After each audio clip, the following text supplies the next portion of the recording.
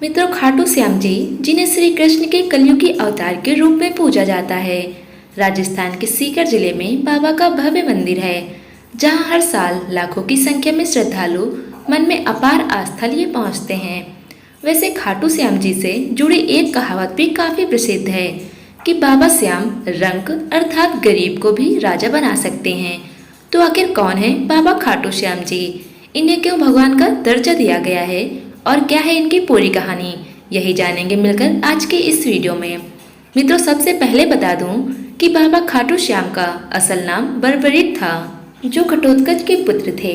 जी हाँ, वही घटोत्कच जो भीम और राक्षसी हिडिंबा के पुत्र थे। महाभारत में मिलने वाली कथा के अनुसार बर्बरीक दुनिया के सर्वश्रेष्ठ धनुर्धर थे। कहा जाता है कि बर्बरीक के लिए 3 बाण ही काफी थे, जिसके बल पर वो कौरवों या फिर पांडवों की पूरी सेना को समाप्त कर सकते थे। और जब महाभारत का युद्ध शुरू होने वाला था तो उनकी माँ अहिलावती ने उनसे कहा था कि पुत्र, जो हारे तुम उसका ही साथ देना। अपनी माता की आज्ञा का पालन करते हुए भीम के पौत्र और घटोत्कच के पुत्र बर्बरीक दोनों खेमों के मध्य बिंदु पर एक पीपल के वृक्ष के नीचे खड़े हो गए और उन्होंने ये घोषणा की कि वो उस पक्ष की तरफ से लड़ेंगे जो हार रहा होगा। भीम के पौत्र बर्बरीक के समक्ष जब अर्जुन और भगवान श्री कृष्ण उसकी वीरता का चमत्कार देखने के लिए उपस्थित हुए, तब बर्बरीक ने उन्हें अपनी वीरता का छोटा सा नमूना मात्र ही दिखाया। कृष्ण ने बर्बरीक से कहा कि ये जो वृक्ष है, इसके सारे पत्तों को एक ही तीर से भेद कर दिखाओ। फिर क्या, श्री कृष्ण की आज्ञा का पालन करते हुए बर्बरीक ने तीर को वृक्ष की ओर छोड़ दिया। जब तीर एक एक कर सारे पत्तों को भेद रहा था तो एक पत्ता नीचे गिर गया, जिसे श्री कृष्ण ने अपने पैर के नीचे छिपा दिया। थोड़ी देर बाद वृक्ष के सभी पत्तों को भेदने के बाद तीर भगवान श्री कृष्ण के पैरों के पास आकर रुक गया। तब बर्बरीक ने कहा कि हे प्रभु, आपके पैर के नीचे एक पत्ता दबा है, कृपया पैर हटा लीजिए, क्योंकि मैंने तीर को सिर्फ पत्तों को भेदने का आदेश दिया है, आपके पैर को नहीं।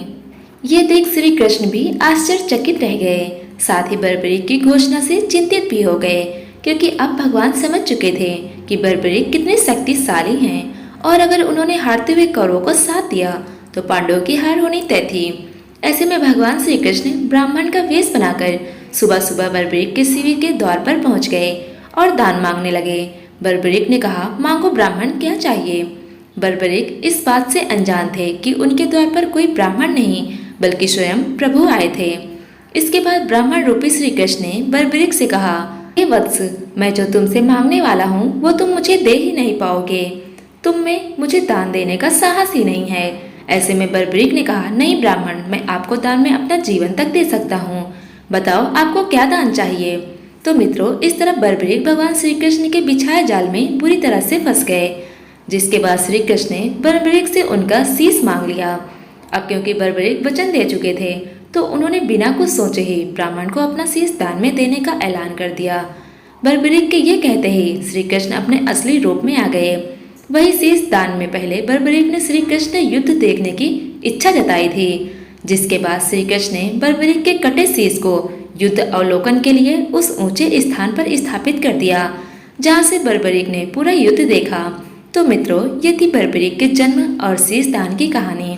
आखिर कैसे बर्बरीक खाटू श्याम जी बने, अब ये भी जान लेते हैं। दरअसल युद्ध में विजयी होने के बाद पांडवों में विजय का श्रेय लेने के लिए आपस में वाद विवाद होने लगा।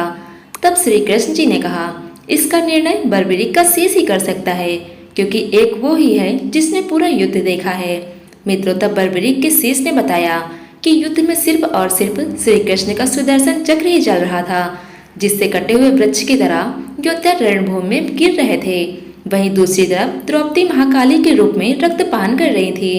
बर्बरीक की इन बातों से श्री कृष्ण बेहद प्रसन्न हुए और उन्होंने बर्बरीक के कटे शीश को वरदान दिया कि कलयुग में तुम मेरे श्याम नाम से पूजे जाओगे।